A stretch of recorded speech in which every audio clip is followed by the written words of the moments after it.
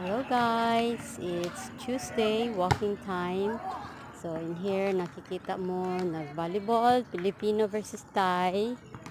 Yan. Kami nag-walking. Nice weather. Yan sila nag-volleyball.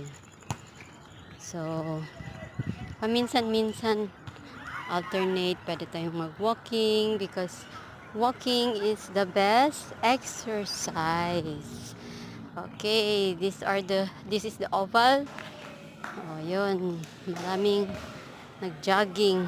Meron din silang Muay Thai and basketball. Bye! Ingat! Kung kauban sa lakaw. What a beautiful day.